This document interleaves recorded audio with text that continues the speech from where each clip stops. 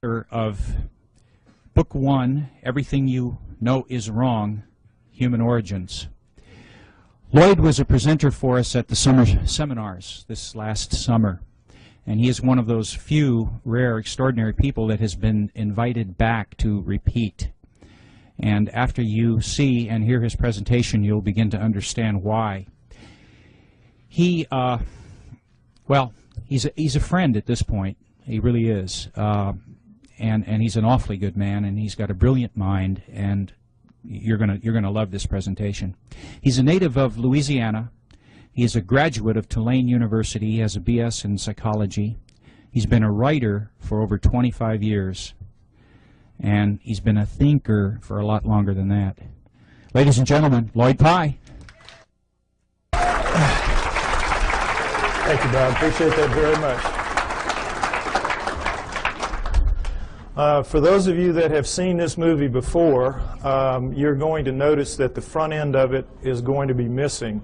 I'm not going to do the part about Darwinism because I'm going to add some material at the end that I didn't have at the last time, and I think you'll find it interesting. So what we're going to do is just start right in with the human origins, in as much as the book is about human origins, and we'll go from there. All right, can we have the first slide?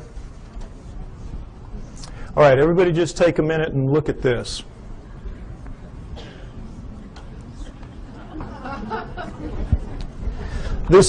Wait, that's right, I don't need to do it. This is what we're all told is how we began as human beings. That we came out of the primordial sludge and step by step evolved into what we are today. Everything in that chain up to us is eat, survive, reproduce. We are, what's it all about? We have that incredible ability to say and think, what's it all about? How'd that happen? That's what this is going to be about. What we're told is, of course, that we're a natural flow of things, and that with this guy right here, we share a common bond that begins between 8 and 5 million years ago. 8 and 5 million years ago. Reason being, we know that we have upright walking primates of some kind or other at around 4 million years ago. So they just jack it back and figure if we're upright walking at 4, we probably split from a common ancestor with the down on all 4 apes between 8 and 5 million years ago. We know we were upright walking at 4 because we have proof of it at 3.5. Next slide, please. These are the famous Laetoli tracts of Tanzania, Africa, discovered by Mary Leakey and her team in 1978. And here you see what they are. We're in solidified ash. We have a large pair here, smaller pair here. We assume it was a couple moving along. And we see the track here in a blow-up is not quite human. It's different in several ways, but it's human enough to make it very clear that we have upright walking bipedal creatures 3.5 million years ago, no doubt, measured by ashfall, which is very accurate. So that's why we jack it back. If we were this upright at 3.5, we had to be upright at around 4, and that's where you get your dates of 5 to 8 million years ago, the split from the common ancestor. All right, now, next slide, please. Here's the depiction of how this happened. The nearby volcano laid out a layer of ash. The creatures go walking along, leaving their tracks. Then another layer of ash comes, seals the layer, and then 3.5 million years later, a rivulet comes through here, cuts through, exposes one of the tracks. One of Mary Leakey's team sees it, and then they peel back the layers until they expose the whole thing. Miracle piled on miracle. It's just amazing, an amazing discovery. Now, the reason I show you this is I want you to notice that all pre-humans that you will see in the books, and go back and you can check, they will show you a head that looks like this one pretty much, grossly primate in its characteristics rather, because that's what the skulls of all pre-humans look like. But then they'll always stick these human bodies underneath those heads. And this is a subtle brainwashing that is performed on all of us to make us think that these are, in fact, pre-humans, because that's what they're called. That's what anthropologists call them, pre-humans. Now, you can't pretend that those heads are in any way human, so they don't, but they leave the body parts looking, amazingly human. You have the hands coming down mid-thigh, and you know, I hate to say it, but God, this looks a lot like my body right there.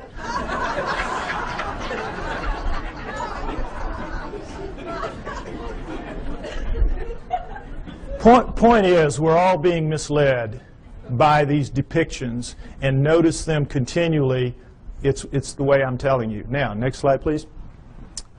Lucy is very famous. Everybody should know her story. Lucy in the Sky with Diamonds, 1974, Afar Valley, Ethiopia, discovered by Donald Johanson and his team. She is the first of the so-called pre-humans. They are the Australopithecines, and she is one of the first types. Now, what we know from her is a remarkable amount, because we have 40% of her body recovered. With mirror imaging, that gives us 80%. So much more than any other fossil at the time. It was just amazing. So we know a lot about her. She stood about 3 feet 6 inches to 3 feet 8 inches tall. Very diminutive relative to us. But her bones, all of her bones, are much more robust than ours. Her upper arm bone here, for example, which is much longer than ours would be if it was a human that size. This arm bone it would end about right here. Also, it would be about that thick. So we can see she's much more robust than we are in all of her dimensions. She has the head of a chimpanzee, which we cannot tell from her skull, as you can see, but from others like her. Head of a chimpanzee. But we do know that she walks upright because we have her hip joint and her pelvis, and we have her, particularly her knee joint, all of which are amazingly human. So we know she walked upright, no question about it. She was an upright walking creature. Just didn't have bones that looked anything like ours, or a head for that matter. Now, one other thing I want to point out about this is the people that are paid to go out and find these fossils, these pre-human fossils, are paid to find pre-human fossils. So what they do is they fudge it every way they can to make them look human, and they always have problems with the arms. Because all the arms of the pre-humans are too long from here to here, from shoulder to elbow relative to us. So if you'll notice, what they did is they fudged this way up beyond where it ought to be to get this up here, to get this up here, so they could get the fingertip down around mid-thigh, when in reality it belongs down around here. Keep these little tricks in mind. This is all part of the subtle brainwashing campaign that is waged against you to make you believe that they're telling it to you straight about how this all happened. Okay, next slide. All right, as I said, these are the first 4 of the Australopithecines, and Lucy is one of the first kind, Australopithecus afarensis. We have Africanus, we have Robustus, we have Boise. All right, we have basically a pair of upright walking chimpanzees, upright walking gorillas. You can see that, length of face, width of face, and sagittal crest, which modern gorillas have. It's that ridge of bone where their muscles attach to the tops of their heads. So from 4 million years ago to approximately 2 million years ago, we have a pair of upright walking chimps, a pair of upright walking gorillas, and that's it. Okay? Now, at 2 million years ago, we have a transformation. We are told it is a transition, that somehow the Australopithecines segued into the next creature, which is Homo. Homo meaning man. You will see they are indeed more man-like than are the Australopithecines, which are clearly primates, upright walking primates. So, we have this changeover from Australopithecines to Homos. We're told that it is a transition, it is a transformation, as you will see with this slide. Next slide, please. Okay, here we go. Australopithecine, early Homo. Notice, if you will, this is not a transition. This would require 20 or 30 gradual changes to get in from this to this. It is an overnight change. It is just sudden. Boom. The Homos are here. I don't mean that like it sounds. Okay, next slide. All right, the Homos are here. Here we go. The Homo habilis, Homo erectus, Homo archaic, Homo neanderthal, and then Cro-Magnon, Homo sapiens, us. Notice Neanderthal man going back and through the Australopithecines don't look anything like us. Nothing. Here we sit right here, another transition. Now remember, we had 4 million years Australopithecines, approximately 2 million years. There's some overlap in here. And then here, 120,000 years ago only, boom, here we are. Suddenly, overnight, looking nothing like anything that has come before.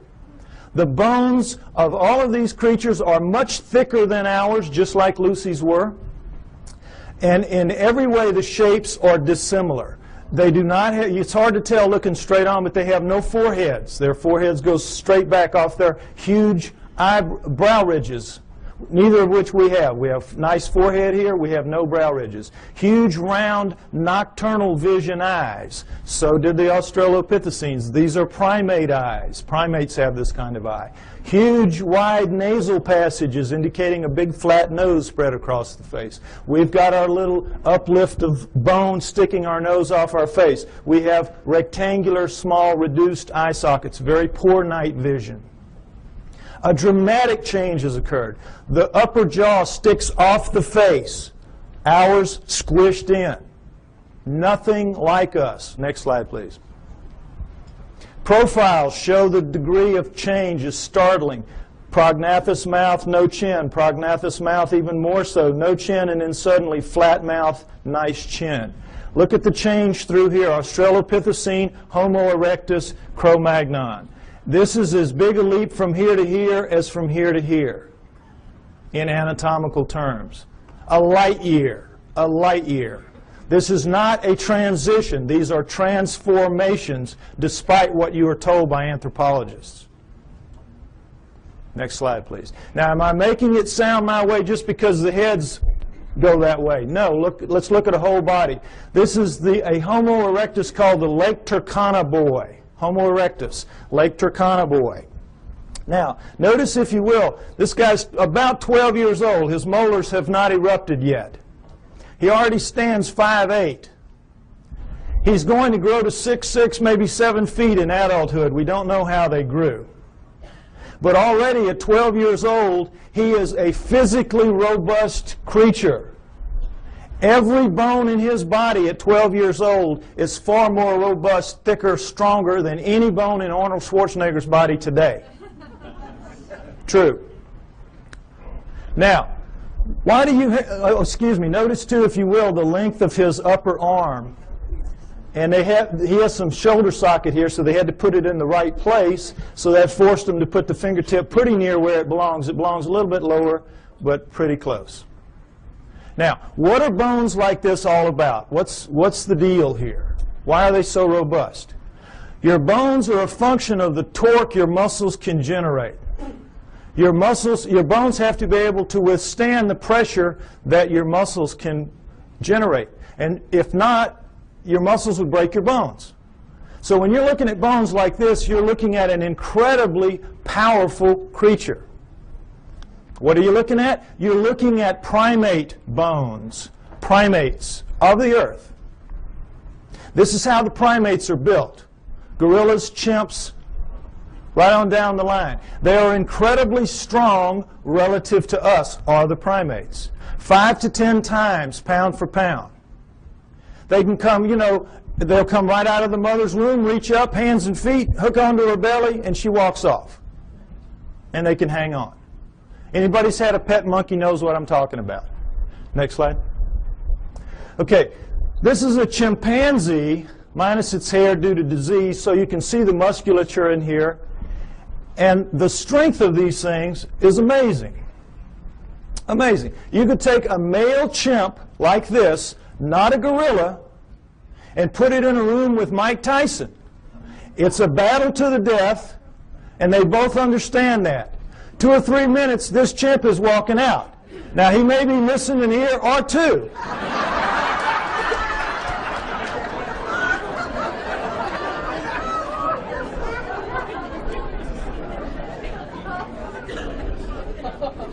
But the chimp is walking out. The chimp can tear him limb from limb, literally, apart. Understand that. Primate strength is nothing at all like human strength. Next slide. Same thing for Neanderthals, our supposedly closest nearest kin until just recently.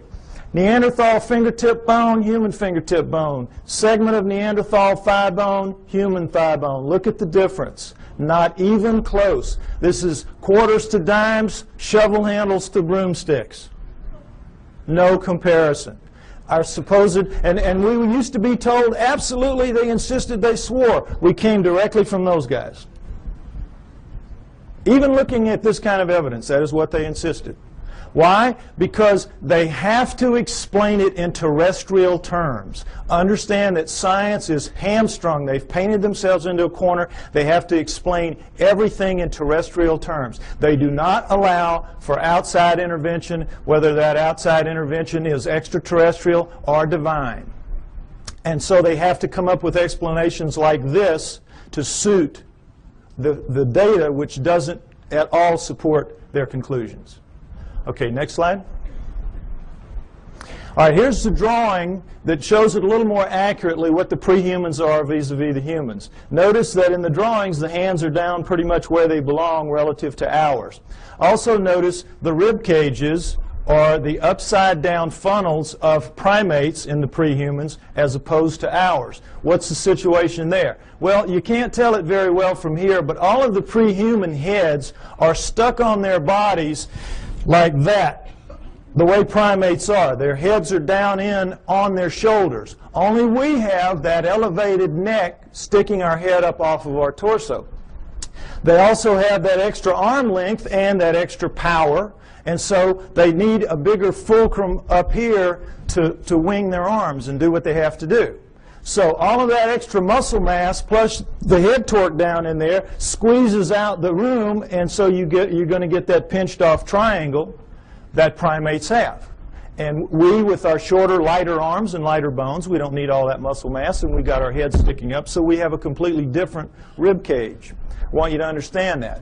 Now, the main thing to understand here is there is not a single human bone in the so-called prehuman fossil record. The main thing I want you to understand, there's not a single human bone in the so-called prehuman fossil record. And guess what? Anthropologists will not argue the point with you. An idiot can see it. An idiot can see it. All you got to do is point it out to them. Well, they know that. So they say, you're right, you're right. There's not a single human bone in the prehuman fossil record, even though we insist that these are indeed prehumans. The reason we can get away with this is because we're going to put somebody right in here that's going to show a transition between these guys, and that is the missing link, the famous missing link. You've all heard about that. This is what it is. This is the thing that's going to stand right in here and miraculously show a smooth transition from this to this. Well, I tell you what, if the missing link was here today, he would need about 20 or 30 cousins standing right beside him, showing enough gradual transition to make this plausible. You don't just get one missing link. You need dozens to make this theory work of gradual transition, the Darwinian paradigm. And they don't even have so much as a fingernail, not a fingernail, of the missing link.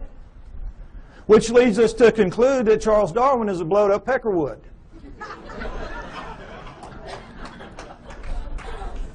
However, they will not concede that fingernail that's missing in that direction.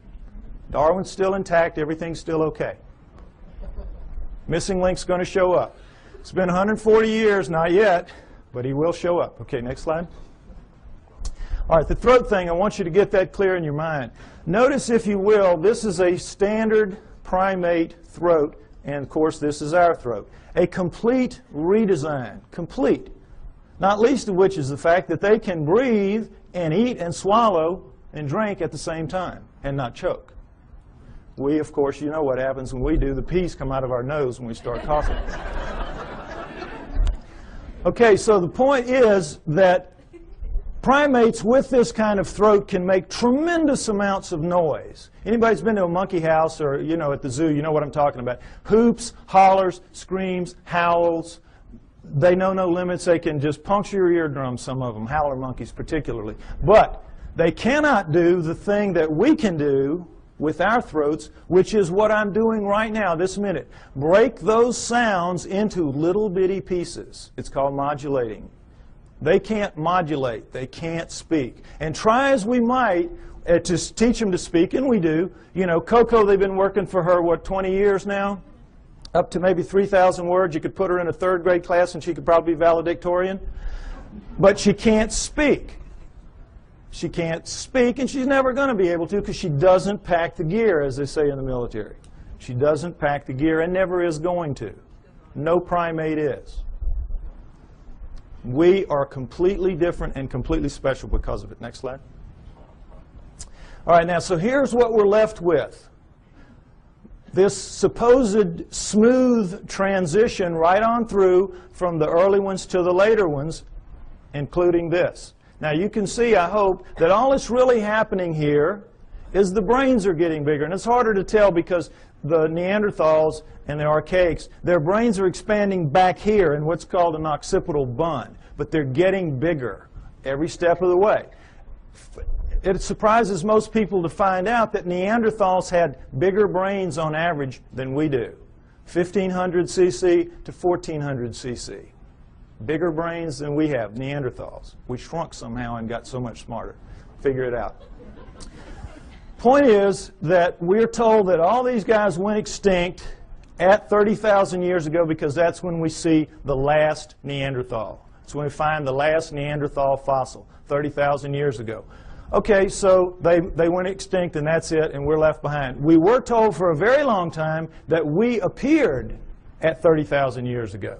The Cro-Magnon appeared right as the Neanderthals ended, so it was a real nice fit.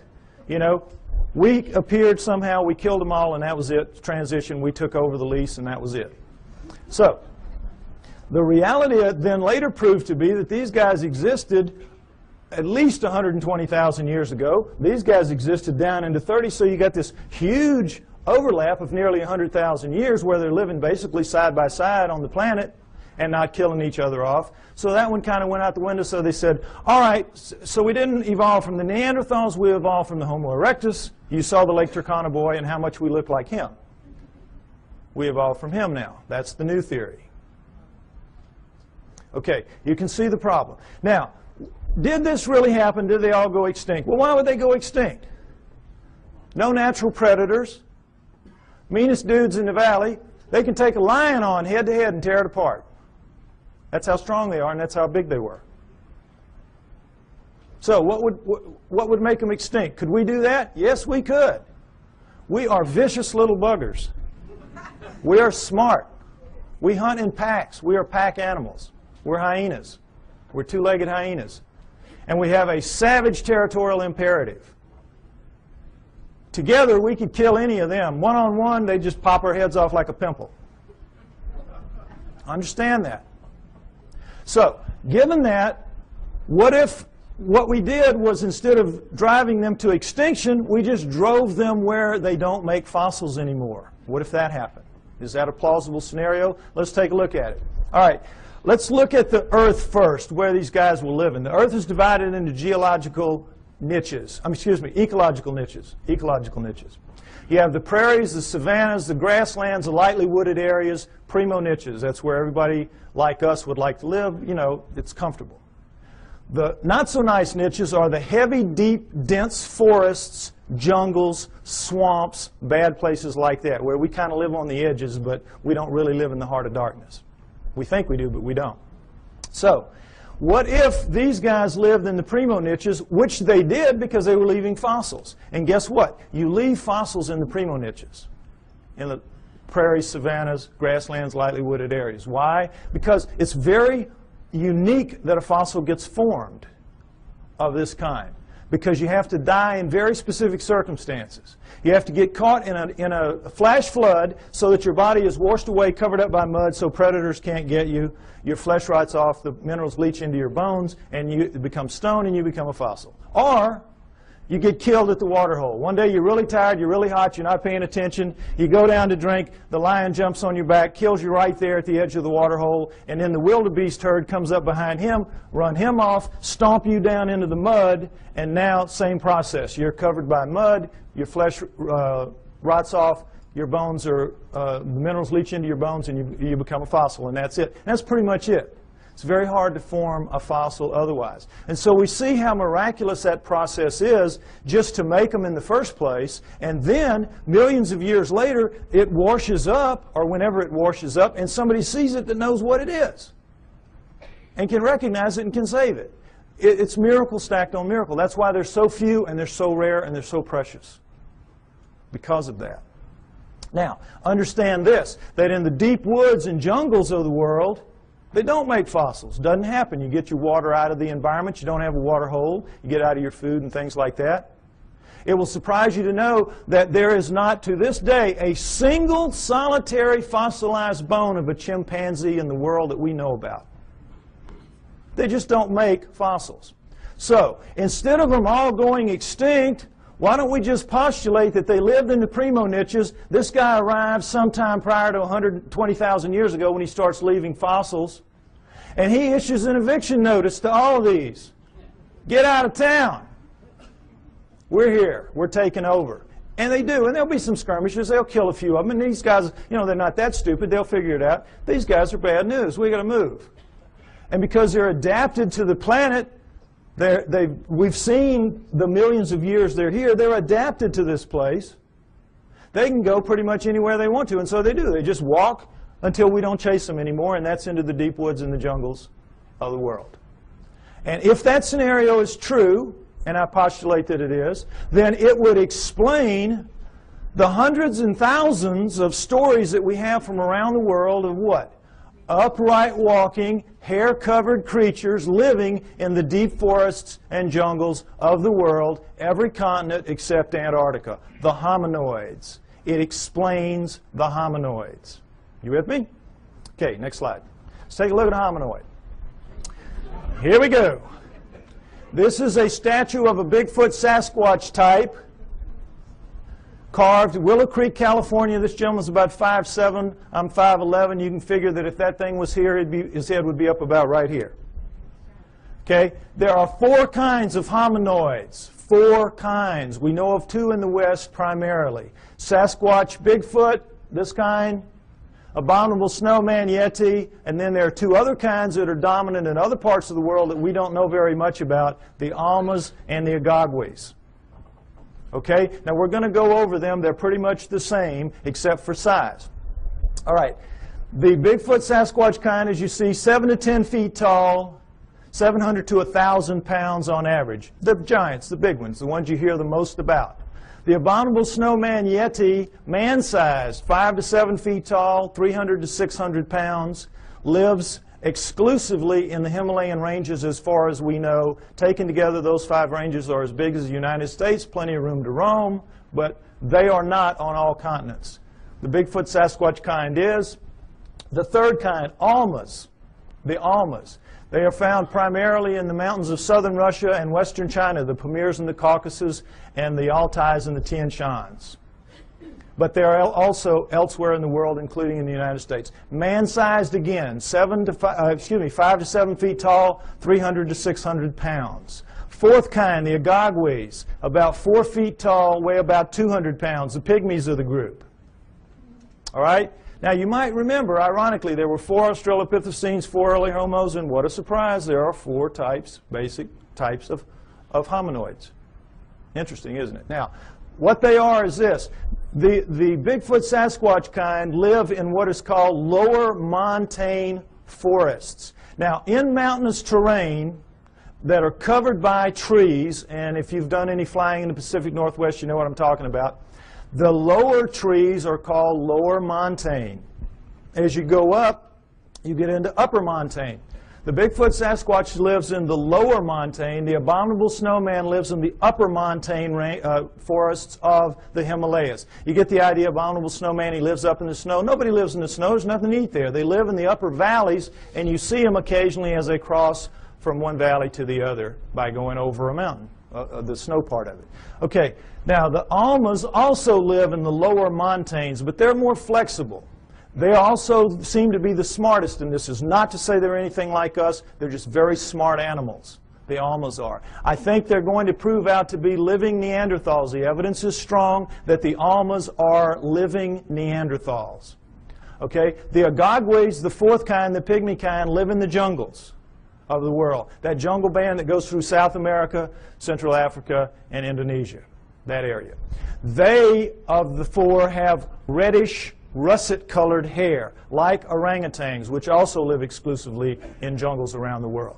The others have dark browns and blacks, their body hair, covered with hair. Whenever anyone sees them, their characteristics are described consistently the same. Wherever in the world, whatever kind we're looking at, when the person sees it, and frequently this is some very, very isolated native who doesn't even know that the rest of the world is out there, much less that these things are seen on other continents. And when they describe them, they always describe them the same way. They say, no forehead, huge brow ridges, big round deep set eyes, big flat nose, although this one isn't so big, but big flat nose up against their face, mouth sticking off their face, no chin, head tucked down into their torso, very long arms dangling around their knees, very thick, muscular, robust bodies, and covered with hair from head to toe. Now, take away the hair, and what did I just describe to you to a T? The pre-humans. Am I right? You saw the skeletons. You saw the bones. The pre-humans. What does this lead us to believe? The pre-humans are the hominoids. The hominoids are the pre-humans. The pre-humans are the pre-hominoids. It's their ancestors, not ours. It's clear to anybody that will look at the evidence. The so-called pre-humans are, in fact, pre-hominoids. Now, it's easy for me to stand up here and say this. What's the proof? Well, let's start right here with their feet. They leave tracks. All around the world, they leave tracks. We have upwards of 10,000 or more photographed, plaster casted, or both. No question about it. And guess what? They're all fakes. All of them. Every one of them is a fake. Problem being, it's not that they are really in fact fakes. They just can't be real. They can't be real because not only is Darwin a blowed-up peckerwood, all of his followers are. And they don't want to be that. So these cannot be real, even though they are. Now, is it possible that they could all be fakes? All these tracks could be fakes? Could they fool everybody? No. Why? Because we know a lot about it. Let's take a look. There's a science called ichnology. And what an ichnologist does is he studies the tracks left in fossils by creatures going millions of years back. Show them a fossil, they can look at a print or a track or anything. They can tell you what made it. There's a whole science to it. If you go back into prehistory, all of our primitive tribes, the one thing you had to pass on to your children was how to read the tracks in the area and know what they were, so that they could feed their family out of the environment and so they could keep from feeding some wild animal's family. Very important. If you took everything we knew about, remember Tonto and those Indians, boy, they could just smell a track and tell you 20 things about what made it. We know about tracks. And this is two of the basic things we know. That when any living fleshy foot, like a human foot or a hominoid foot or even a camel pad, it doesn't matter, makes a track, puts a track down, the subtle interaction of bones in the foot, in our case it's 26 bones, 33 joints, dozens of muscles, ligaments, and tendons, makes a very subtle movement and lays it down in a very specific way from the midline out. And so it leaves a distinctive print with little lines in here called compression lines. Next slide. When you do it with a fake foot, you don't get that subtlety of movement because there's no sequential parts to a fake foot. If you're missing a foot and you need a prosthesis, you're going to get just a dull stiff foot. We cannot duplicate anything even close to it. Anything even close to a real foot. So whether this is plaster or rubber or plastic or wood, it doesn't matter. If you're making a fake foot, it's going to be of a piece, and so when you put it down into the medium, you have to stamp it or press it as a whole, and in doing so, you get a very distinctive look to that, and it's a little ridge here with cracks on the top and the outside that's an impact ridge. So we have compression lines and impact ridges. Now, I can give this little lesson to a class of first graders, lay down a bunch of tracks here, real and fake, give them a magnifying glass, and they will not miss one. They will not miss one. Now, forest rangers that make their living out telling you, bear, elk, zebra, it doesn't matter. Whatever it is, they can tell you what it is. And no anthropologist will question their expertise. But if they see a hominoid track and they say, boy, that looks real to me too, the anthropologist say, well, you don't know what you're talking about there. You don't know what you're talking about there. That one's fake. You're wrong there. See how absurd it is? And for the most part, you believe it because you don't expect them to lie to you. You don't expect them to have an agenda that they're maintaining. But they do, and they do. And keep it in mind. Okay, next slide. All right, this is the way a human foot works. Looks and works. This is, of course, a good foot, not a flat foot. This is a typical human foot with an arch. When we come down on our heel, we have to swing our momentum around the arch, then cut it over into the ball, which will regenerate some of the lost momentum, and then we come out thrusting off of our big toe. That's how we walk. Our smaller toes pull up and act as balancers. If you notice your feet tonight when you walk around, notice how that works. Your big toe will go down, your other toes will pull up, and it will leave in making a medium an undisturbed ridge of medium here, in making a track rather, an undisturbed ridge of medium right here, but this, of course, will be squashed. Very distinctive print, no question about it. Now guess what? We walk badly, badly. When you do time and motion studies of us walking, we're keeling around as we're swinging our momentum through our feet. We're locking our knees. We're basically throwing ourselves through our hips. That's why our joints wear out as we age. Our knees and our hips. We're using them badly. We walk badly. Whoever designed us needed to go back to the drawing board a couple of times more. They got lazy. It was a mistake. Okay. With that in mind, next slide. Let's take a look at a hominoid track, typical hominoid track. This is Bigfoot, 16 inches long, but taken in that really nice powdery dirt you get at the end of a hot summer, so it's a very clear, distinct print. Notice, if you will, the differences. We have a midline about right here, ankle shifted very far forward, heel extended back here and very much widened, forefoot shortened very much and widened, all 5 toes looking about the same shape, ironically, square, and all 5 toes acting as balancers because you have medium all the way through here. So you're getting the forefoot thrust coming out completely of the ball area, which is dented in, and it's like a 2-part motion, sort of. So they have a completely different foot. It's a completely redesigned foot. Why? Completely redesigned creature. Much bulkier, much heavier, much denser, much more robust. So you need a different kind of foot. No arch is going to support that kind of weight, so you have no arch. Now, the funny thing about most real, quote, fake tracks is that the local yokels who make them make big human footprints and go out stamping those around. So, you know, immediately, they don't even have sense enough to know you got to do it, make a completely different foot. But the main thing to notice here is, remember, in our motion, we walk here, we go here, we do this, and we're very awkward. Look at the line of thrust here. Straight shot. What does this tell us? He walks right. He does it better than us. He does it the way it's supposed to be done. He or she does it the way it's supposed to be done. Isn't that interesting? Next slide. Okay, this is something else that the best hominoid tracks have.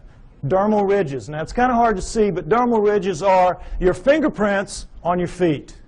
Fingerprints on your feet. This is why they take a baby's footprint when it's born. Finger's too small to deal with, just stick its foot on. Same thing. Individual, unique.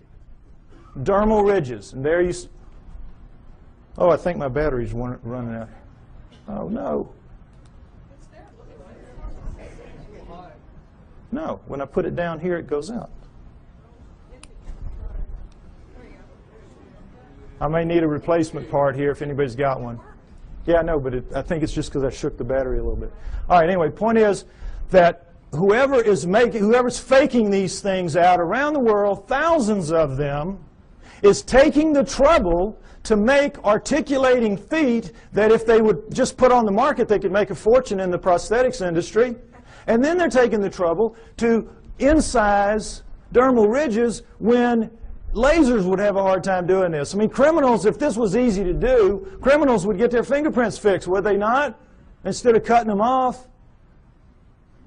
Lasers really couldn't do this kind of work, I don't believe. Oh, okay. Okay. Thank you. No, I got it. I'm going to go with this one for now. Okay. So, you with me? It's a conspiracy to end all conspiracies, this making the hominoid track conspiracies. And what I'm trying to get you to see is that is in fact absurdity piled on absurdity that they're asking you to believe. And again, for the most part, you do believe that. Most people who came in here today probably believed everything that the tabloids have to say about the hominoids. Problem being, if the hominoids are real, what does it mean? We are off the flowchart of natural life on Earth, and they don't want that to happen. Neither science nor religion. So in this instance, they hold hands and walk down the path together. Okay, next slide. All right, check this again. Comparison, Bigfoot track, plaster cast, human foot, just to get this in shape in your mind again. Next slide. All right, another pair of hominoid tracks, as you can see. These are so grungy looking on the soles because they were taken out of clay as opposed to dirt, as you saw earlier. But in every other way, they're hominoid tracks, are they not? We found, they're found together, so we assume it's a male and a female, like the two that we saw walking along at the Laetoli tracks. Right? Would everybody agree? This is as hominoid as it gets, right? Wrong! Guess what these are? Neanderthals. These are Neanderthal tracks, absolutely and without doubt. Toriano, Italy, a cave 30,000 years ago. Neanderthal artifacts all over the place. Neanderthals.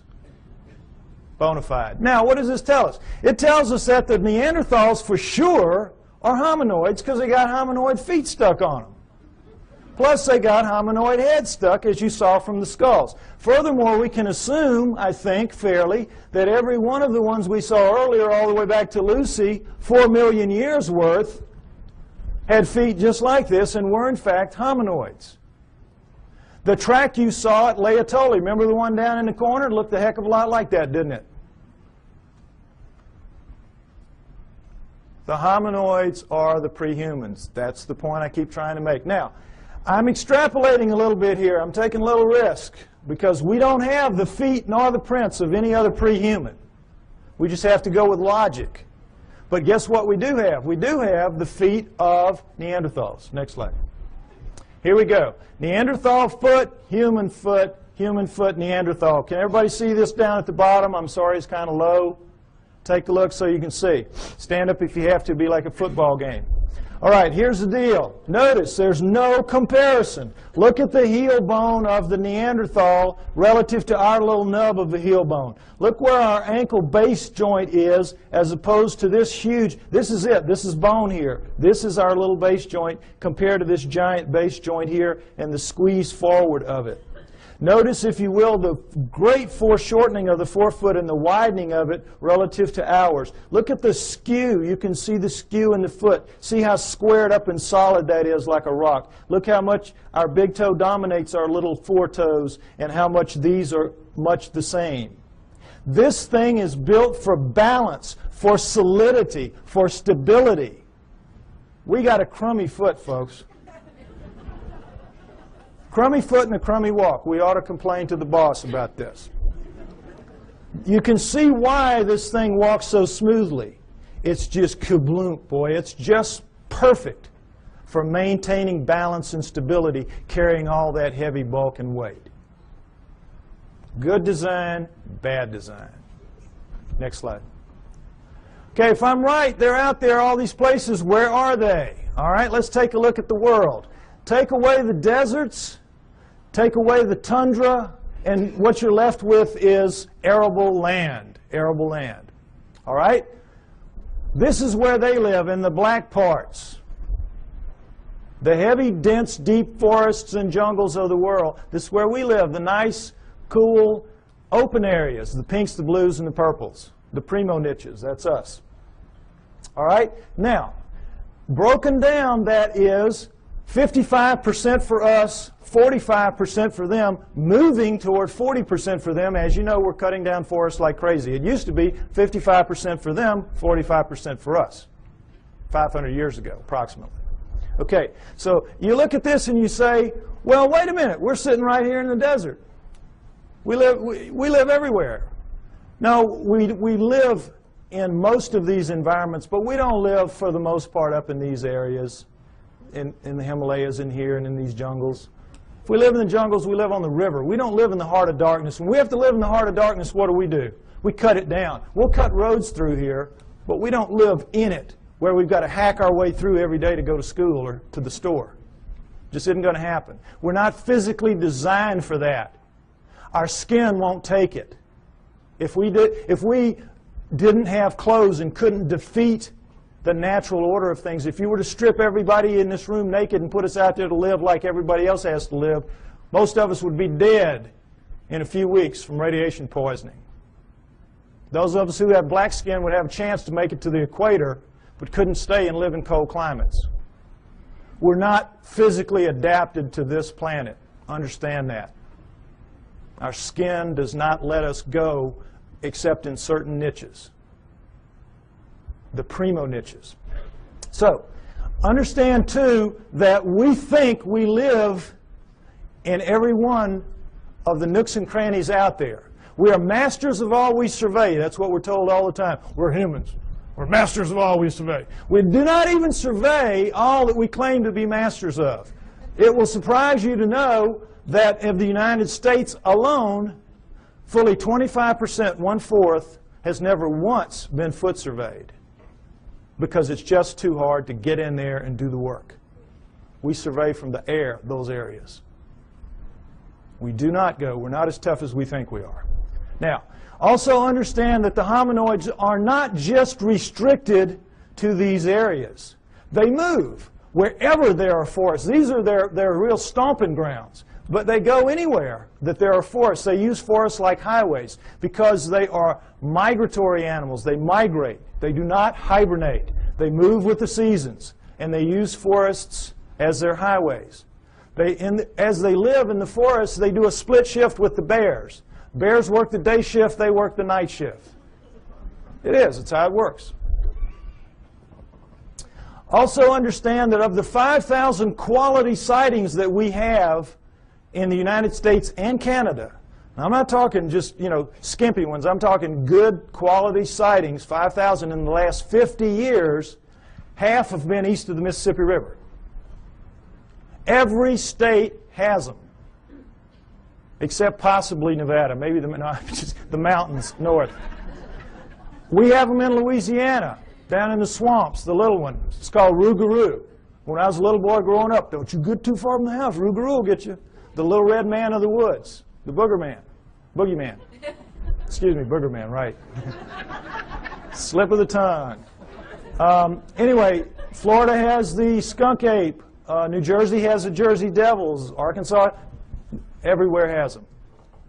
I bet you every one of you have heard stories about this from your state. They're everywhere. And it's the same around the world. They share the planet with us.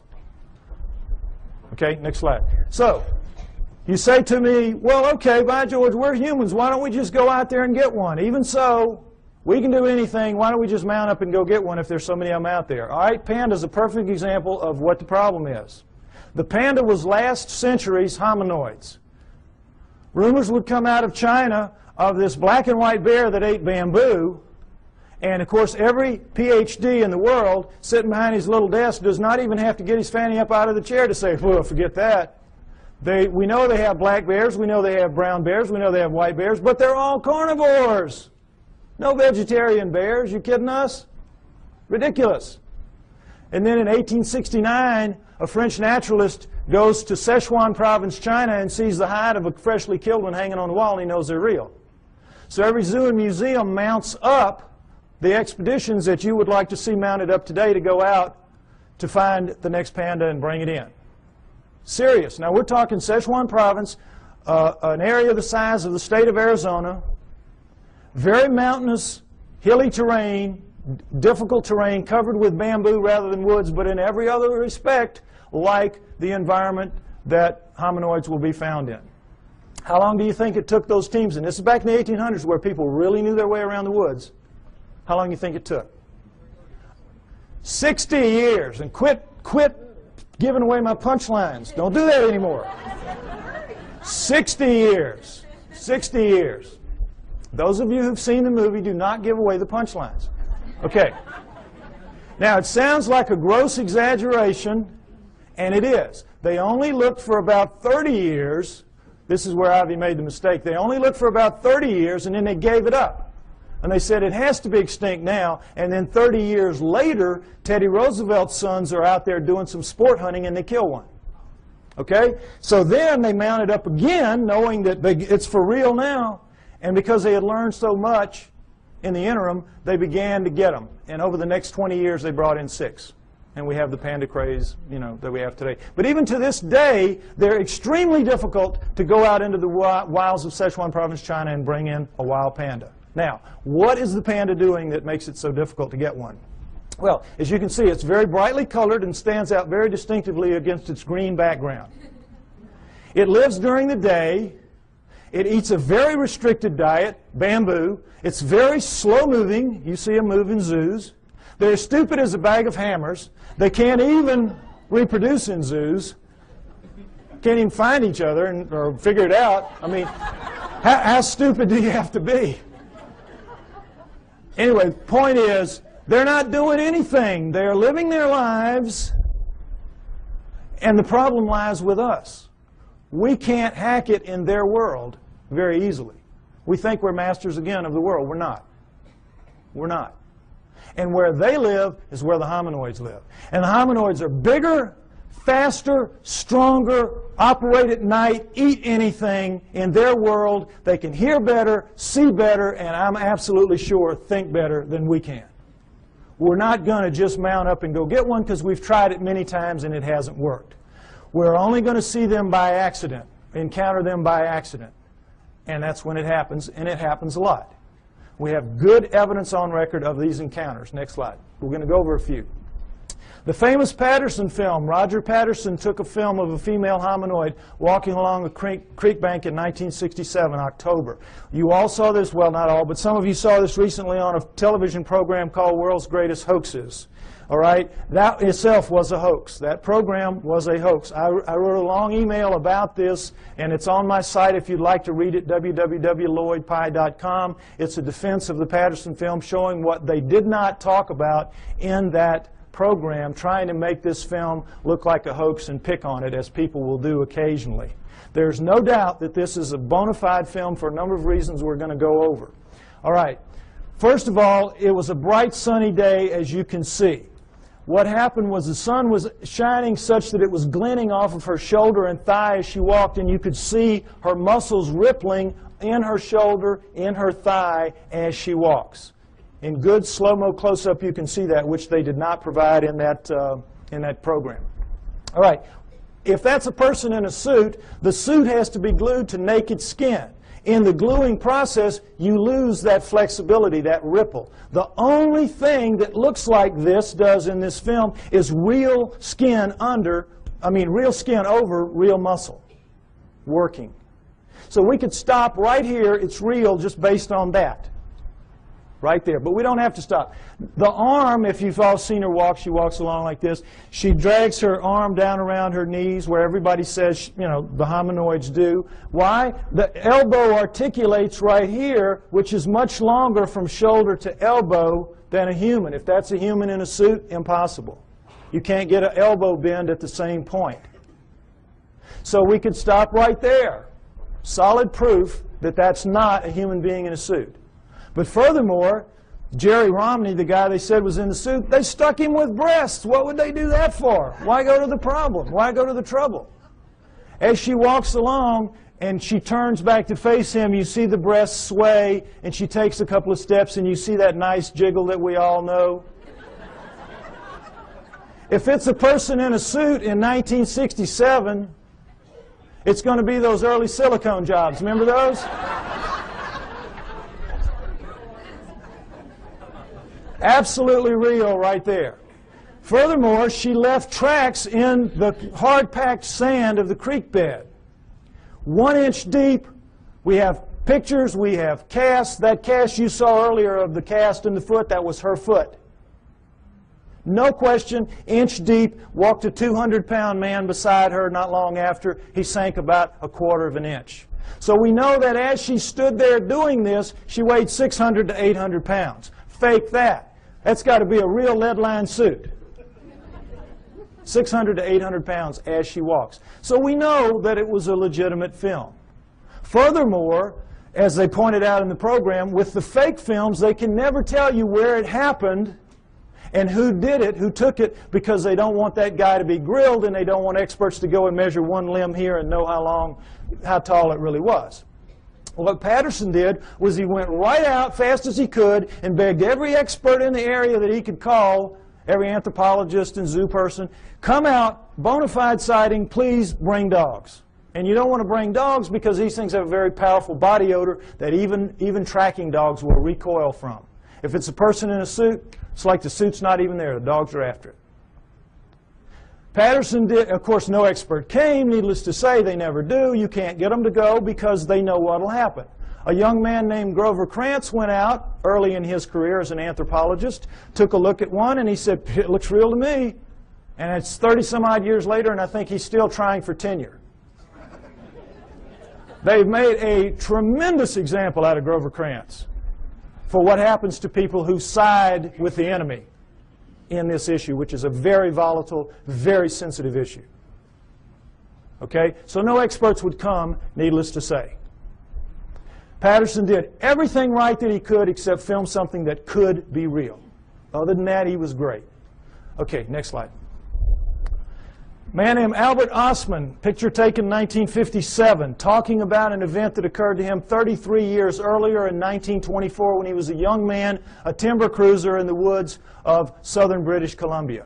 He's taking some time off. He's out looking for gold mines, lost gold mines. He's sleeping in his sleeping bag one night, and suddenly Big Hand picks him up, shoves him to the bottom of the bag, slings him over its back like Santa's bag of toys, and scoops up his camp stores with the other hand and walks off with him. He is captured by a Bigfoot. He has marched for about an hour. He's got barely enough room at the top of the bag to breathe. The hand couldn't get quite around the bag, so he had enough room to breathe, but he stuck down the bottom of it. It dumps him out an hour later or so, and he's in a 10-acre basin of high rock walls where he can't get out, and there's one opening opposite where he is, and over there is the den of the living quarters of the male Bigfoot that got him, his mate, and their 2 offspring, a young male and a young female. And Albert Ostman stays with them for 6 days before he can figure out a way to escape, which is very funny, very clever. Not going to go into it. Takes too long to tell. It's in the book, okay? But he gets away. The point of the story is not how funnily he escapes, but that he doesn't tell anybody for 33 years. Keeps it to himself, thinking everybody would think he was crazy, which they would do. And then in 1957, he reads an affidavit in a paper by a man who saw one picking berries. And the man said, if anybody has an experience like this, would you share it with me? So Ostman writes him a letter and says, this is what happened to me. Well, when people found out what happened to him, the roof fell in on the poor guy. Experts came in from all over the world. He had to take lie detector tests up the wazoo. You know how it works. And so you know that when you're telling a story, a long, detailed story, and it's a lie, you can't keep the details straight. You're going to goof it up, and they're going to figure it out sooner or later you're telling a lie. He never goofed up. He passed all his lie detector tests. No, anybody that had anything to do with him, just read the testimonies, say he was absolutely A+ straight-up guy, telling a true story. Next slide. The famous Minnesota Iceman. Ice Child is more like it. This was a juvenile Bigfoot killed by a man named Frank Hansen in the woods of northern Minnesota. Ironically, in 1967, the same year that Patterson filmed his Bigfoot 2,000 miles away. All right, now, Frank Hansen shot it in the back, blew out that nice hole in its chest, dropped it, severed its spine, dropped it down. It pulled its arm up to protect its face from him, as you can imagine, shot it through the wrist, through the left eye, blew the right eye out onto its cheek, and blew out the back of its head. Coup de grace, killed it dead. At that moment, 1967, Frank Hansen could have changed history. He could have taken this thing, crammed it down the throats of science, and we would not be having this discussion today. We would all accept hominoids as a reality from that point forward. No problem. But Frank Hansen was not that kind of man. The kind of man he was, he saw the opportunity. He bought a 7-foot floor freezer. He threw the body in there. He filled it up with water. He froze it. He put a piece of plate glass over it, and he took it around to shopping malls and county fairs for about 12 years, from about 1978 to, about 1968 to about 1980. Did anybody here besides me see it when it was out? There's always people that saw it. Okay, so they can tell you that it was the real deal. Okay. Now, what you saw if you went and paid your buck to see it was this thing laid out, and you could see it's kind of snowy, milky ice right here, but where you could see it was like glass. It was like air. It was clear. You know how ice can be. So, you could see very clearly that this was an ex-living dead thing laying in front of you. But don't take my word for it. Take the word of a man named Ivan Sanderson. When Frank Hansen was trying to get publicity for this, he allowed Ivan Sanderson, a true zoologist and a great cryptozoologist, to study this thing for 3 full days. Very powerful lights, the whole works. And Sanderson wrote this tremendously detailed technical report about it, much of which I quote in the book. You read that, you will know the man knew what he was looking at from a technical zoology standpoint. I'm looking at it just with layman's eyes when I'm a young man, but they're perfect eyes, astronaut eyes. So I'll tell you what I saw. What you could see, what anybody could see, because the knees were almost to the top of the glass, is that every hair, you know how hair floats in water? This is not our hair. This is primate hair, 2 to 3 inches long. It's sticking off. It's like a pincushion off its body. You can see right down to its skin wherever you look.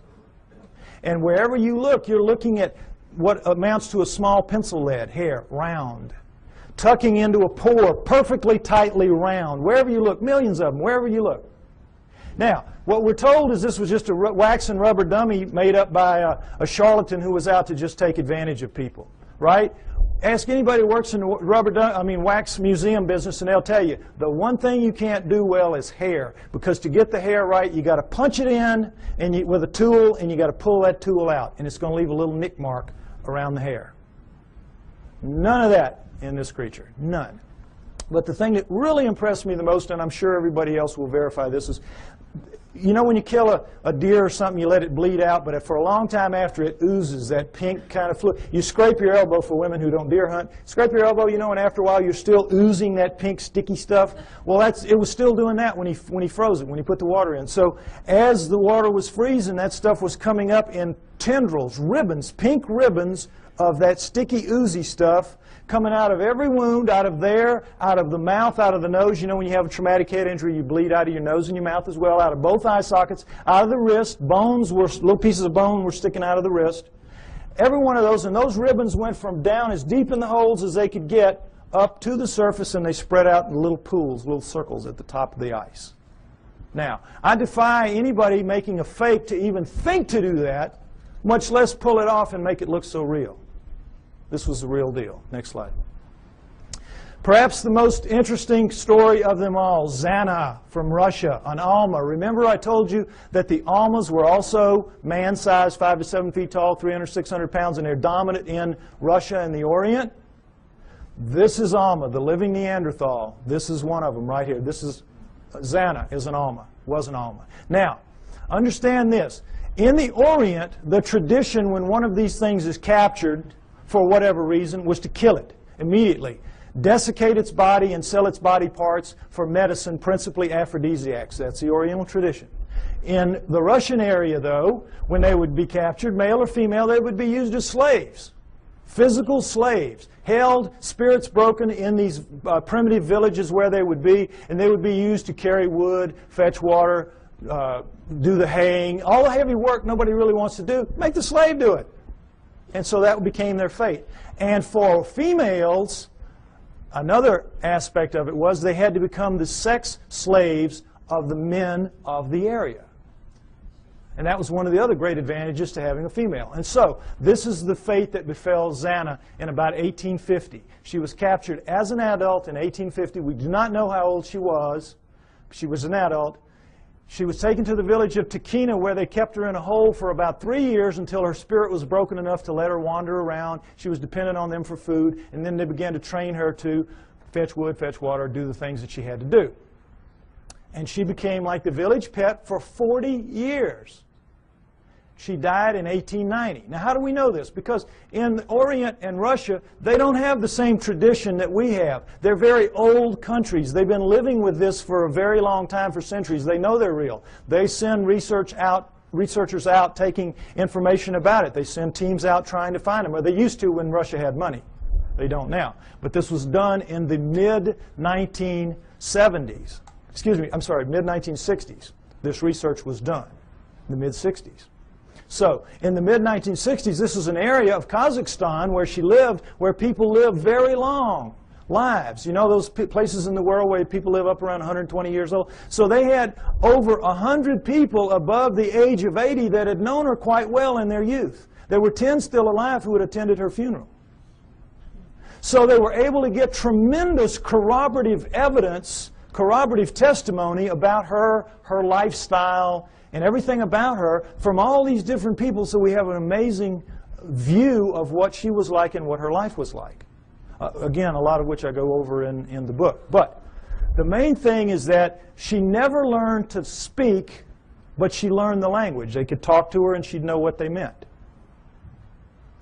And while there, she gave birth 8 times to hybrids with men of the village. 8 times. Killed the first 4 accidentally, because her kind apparently washes the newborn off immediately. She would take it to the freezing glacial river that ran through the village, and because they had so much human in them, it would kill them. So the last 4, the village women took them from her at birth and raised them on their own, because they looked so human. And every pair of hands was very valuable in one of those primitive villages like that. And so they raised them up, and they became Russian citizens. Married, had children. Her great-grandchildren are alive in Russia to this day. I know, it's an amazing story. Now, what do people say about her children? Well, everybody said that they were indeed taller than most, bigger than most, a little more robust than most, but not giants, not superhumans, just strong, you know, big and strong people. Darker skinned than most, but not truly Negroid. Hair like, you know, everybody, but not covered in hair like she was. Average intelligence, not wizards, not stupid. Ugly enough to make a freight train take a dirt road. Unfortunately for them. But they could speak. That's the key. They could all speak. They had very high-pitched voices, but they could speak, which allowed them to integrate into the community as humans, even though they were clearly not quite humans. So the researchers were real excited to get all this information. It's like, wow. And they knew where she was buried. She was buried in the village cemetery. Unfortunately, this is a Muslim area. They don't mark gravestones there. So they knew she was in the village cemetery, which had existed for centuries, and they couldn't say just where, because of the 10 people that were alive. They all had different memories of where it had been. Who knew that 70, 80 years later somebody was going to care? So they couldn't decide. They couldn't, and they would have had to bulldoze the whole thing. The village wouldn't let them do that. So somebody says, well, guess what? Her youngest son, Kvit, died in 1954, only 10 years prior to this study. So they said, we know where he is. We'll let you dig him up. So, boy, they dug him up. Her youngest son, Kvit. Now, before we look at his skull, I want to say again, remember, Neanderthals had bigger brains than we did, and they carry them, we do rather, they carry them in a bun in the back of their head called the occipital bun. All right, let's take a look at Kvit's skull. Here you go, right here. Notice, if you will, that's a remnant of an occipital bun right there.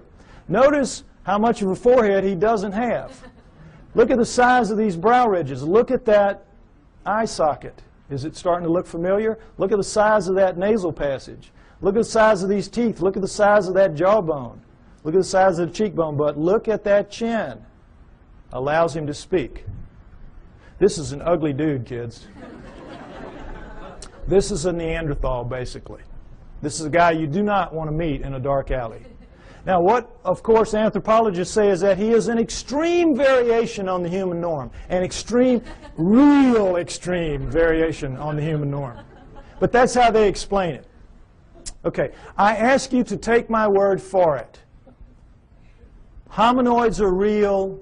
They live with us today. They have always lived with us. It is their planet. They are the native, indigenous, upright walking primate of planet Earth. There was a split somewhere between the down on all four primates and the up on 2 feet primates, but we're not the one. The pre-humans are the pre-hominoids. Go with me on that. Now, if you do, what it means is, as I said earlier, we human beings do not have a place in the natural scheme of life on Earth.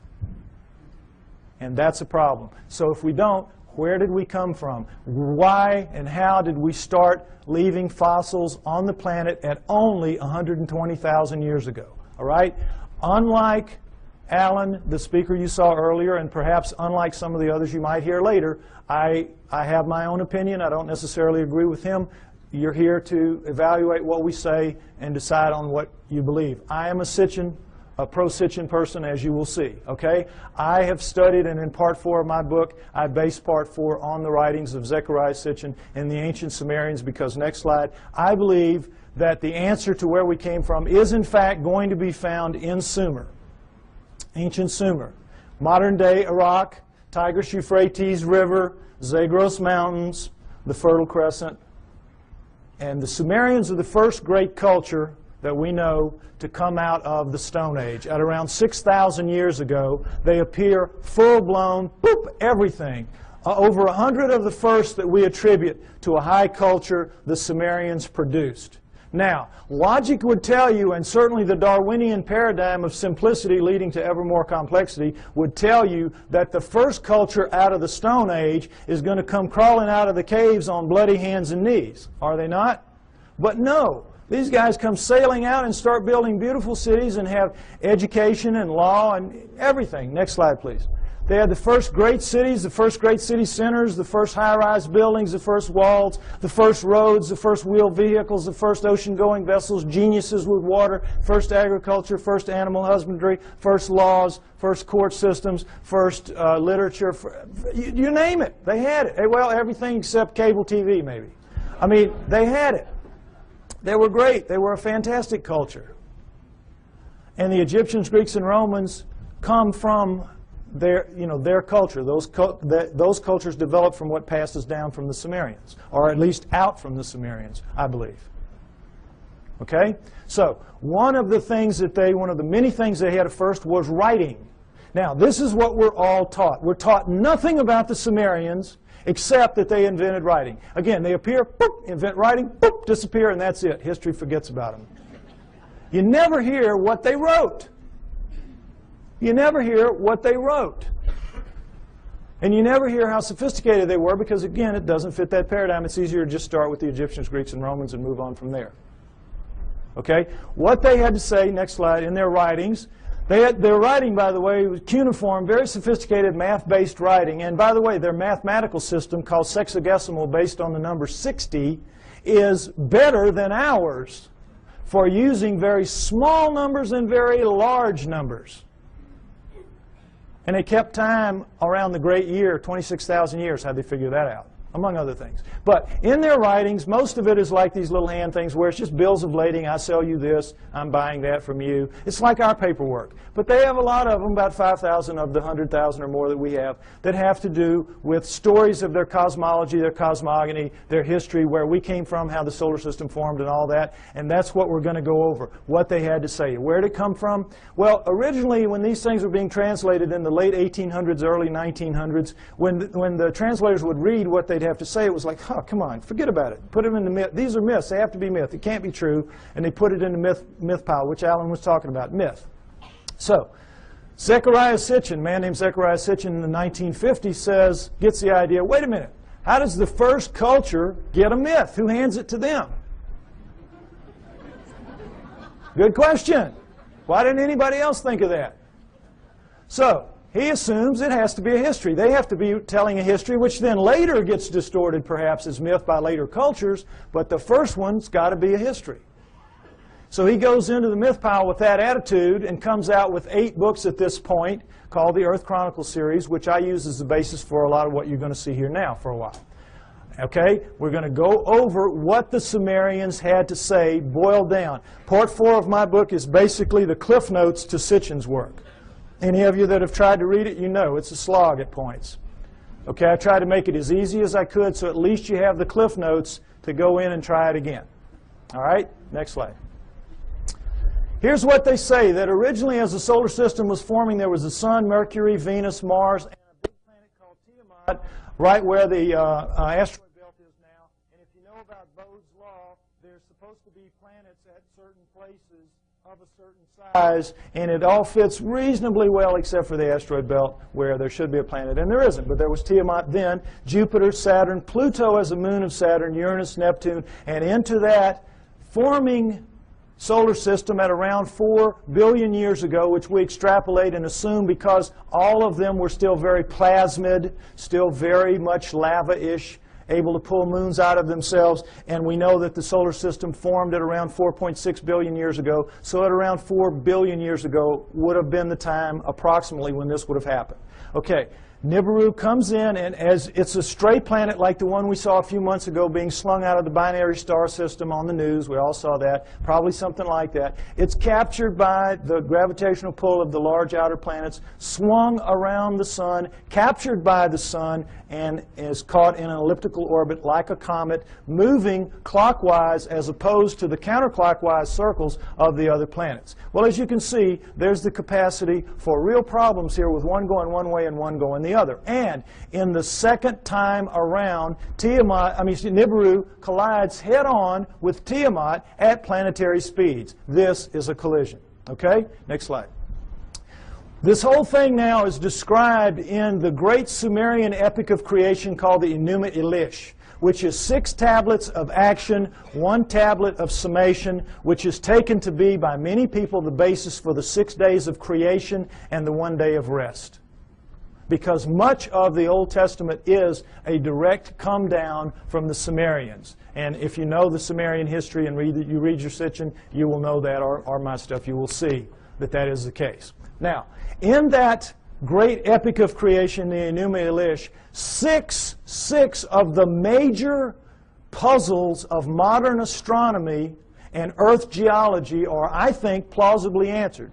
You heard Alan's interpretation of some of it. I'm going to give you mine and give you the basic Sitchin explanation. Okay? What they say is that in the collision, Nibiru slams into Tiamat. It is a little more held together. It's older, and so it is coalesced more. It holds together. Tiamat is shattered in two, blown apart, torn in half.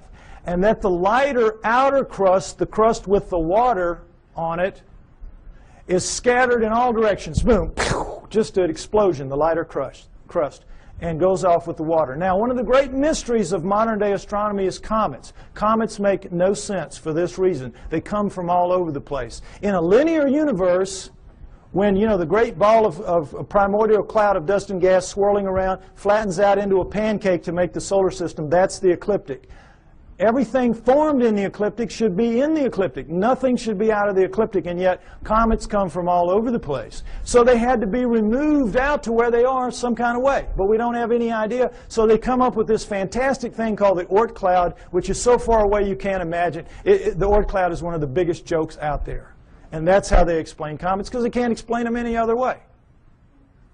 But the problem with comets is they have water in them. And anything out in space is not going to produce water. You produce water by being a cooling planet with lava spewing up the steam and stuff like that, and it condenses, etc. So comets have to begin in a planet. Now, this explains it, I think, plausibly well. Nothing that they will throw at you to explain comets will do it. All right, number 2, the other great mystery, the asteroid belt. What they say is that the inner viscous magma inside Tiamat in the collision was strung out, the bowels of the planet, the guts were ripped out and strung out and broke into little pieces. That's the asteroid belt. They called it the hammered bracelet. We call it the asteroid belt. But there it is. And that's a fairly plausible explanation for it. Again, this doesn't make sense because, as you heard, the exploded planet theory. Problem is, when a planet explodes, it ought to just go boom everywhere. It shouldn't be hanging around. Doesn't make sense for a number of reasons. Okay, now, the third one is Pluto. Pluto's a problem because it's, as you've all been hearing lately, they're trying to downgrade it. It doesn't belong. It doesn't fit. It has an orbit that's not like the others. It carries inside the orbit of Neptune, and it's 17 degrees off the ecliptic. Again, nothing should be off the ecliptic.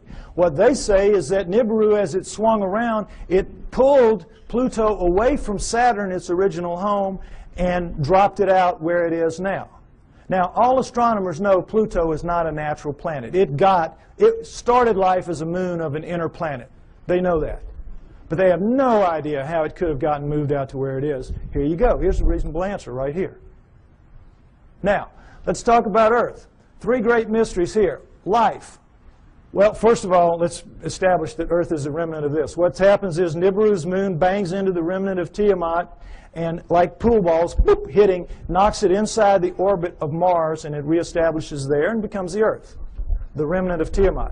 Now, Earth has one great mystery is life. How did life come to be? Life appears, despite what you're told about the lightning bolt into the primordial soup and all that, forget it. That's just a joke. That's just a fantasy fairy tale to tell people that don't want to know the truth and to tell kids in school. That's what they're teaching to this day. We know very well that the first forms of life to appear on Earth appear suddenly. They're very sophisticated bacteria, prokaryotic bacteria, and there's not one, there's two kinds, and they appear at around 4 billion years ago. Suddenly, overnight, strata with two kinds, sophisticated bacteria, relative to what that first living form would have been. If I had done the first part of my show, you would see all that. Okay, you can get the tape or get one tape and put it in a room and let everybody see it if you want to. But anyway, the point is, life is a great mystery. How it would suddenly appear 4 billion years ago, here you go. It says in the tablets, in the collision between Nibiru and Tiamat, in the mingling of their waters, Nibiru passed life to Tiamat, to the remnant of Tiamat. Perfect explanation for the sudden appearance of two sophisticated life forms on the remnant. Now, the remnant now is over here with its moon Kingu, and has gone over, and now we're looking at two major differences in Earth and all other astral bodies out there. Earth is missing a huge portion of its crust, and it has plate tectonics, movement in the plates. How could that happen? No explanation. Why? Because in the vacuum, any liquid in a vacuum, what does it do? You see it in the space shuttle all the time. They let orange juice or milk. It makes the smallest, tightest ball it can make. That is what a liquid does in a vacuum. Smallest, tightest ball it can make. Now, that is what all the other astral bodies have done. They don't have plate tectonics. There's nowhere for the plates to go. They're as tight as they can be. Where do plate tectonics come from? In the collision, the backside of Tiamat is cracked like an eggshell. Cracked like an eggshell. There are the plates. There are the plates. And when the missing crust, of course, is when the half is there. It's still viscous. It's still magma. So what's it going to do? It's going to tighten itself down into a new ball, much smaller than the old one had been. And what's going to happen? It's going to have a big chunk gone, a big missing piece of itself, a big hole in itself, in its skin. And so that scar is going to break up into pieces as the plates move around, and we have the plate tectonics and we have the missing surface that we know about today. Next slide, please. And we'll take a look at just a representation of what it looks like with the water gone. Not to scale, of course, but you get the idea. This is not like any other planet or moon out there. Something happened. And I think the Enuma Elish gives a plausible explanation for what that was and for all the other things that I mentioned as well. Next slide. Now, when the dust settled, here's what we had. The solar system as we know it today, with Nibiru moving in this clockwise 3,600-year orbit. And I say it passes outside the orbit of Mars, inside the inner edge of the asteroid belt. And the last time through, I think, was around 200 BC, which means it's just past aphelion out here, and it's going to be back around 3400 AD, about 1400 years. We don't have to worry about it if I'm right. You will get arguments about these dates. Some people use textual interpretations. I use the date of the ending of the Ice Age, which I believe was caused by Nibiru passing through and lifting the tides. You can read about why I think that in the book. And I use the dating of the ice cores and the tree rings of science. I try to make my work as scientifically based as I can because I expect someday to be able to go toe-to-toe with those guys, and I want to be able to do it on their turf in their terms. Okay? So, next slide. All right. This is some of the proof for that story that you've just heard, and it starts with cylinder seals. And I just want you to see what a cylinder seal is.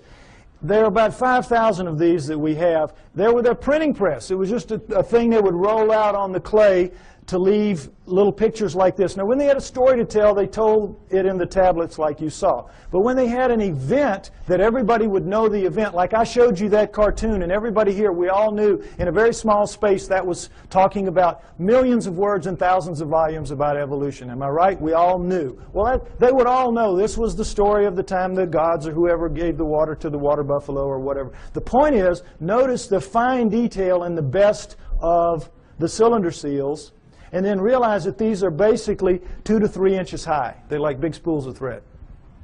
Made out of precious and semi-precious stone, carved in a circular format so that they roll out flat and three-dimensionally.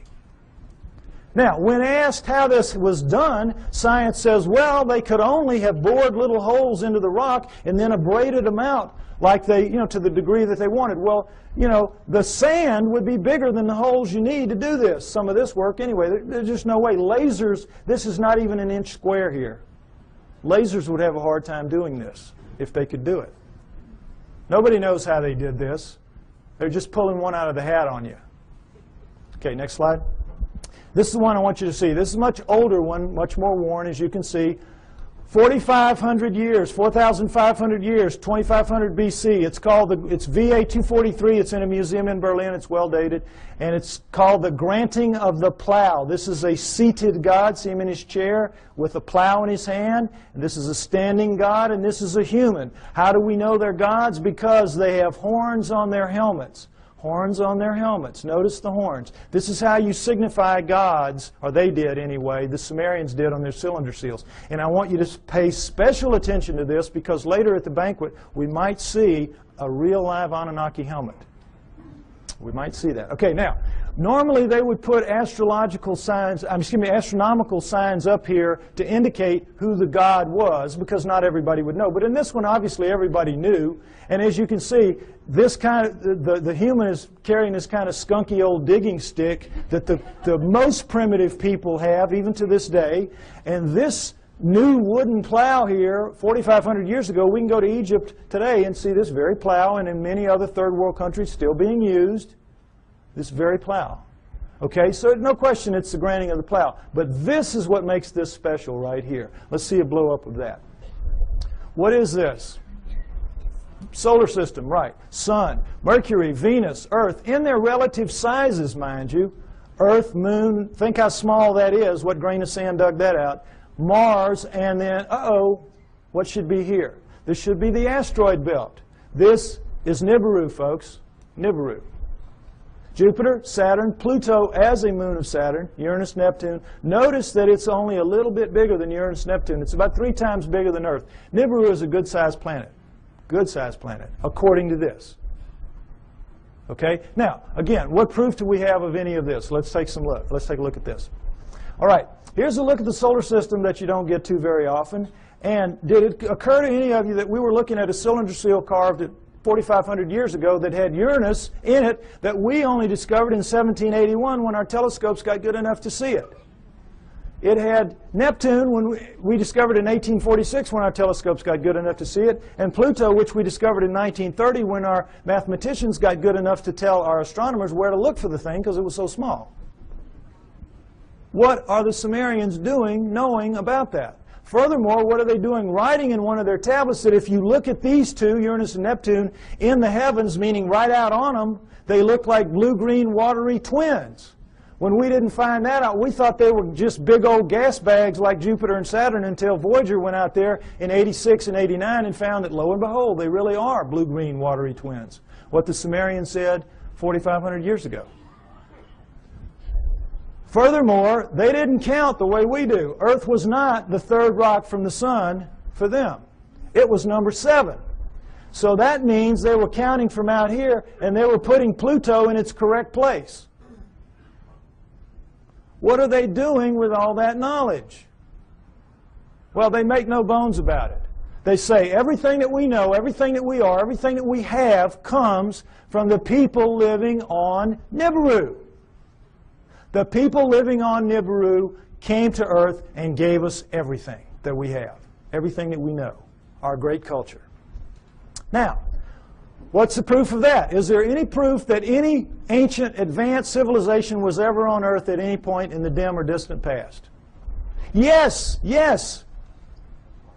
The megalithic structures out there, the pyramids, Tiwanaku, Baalbek, Teotihuacan, Stonehenge, you name it.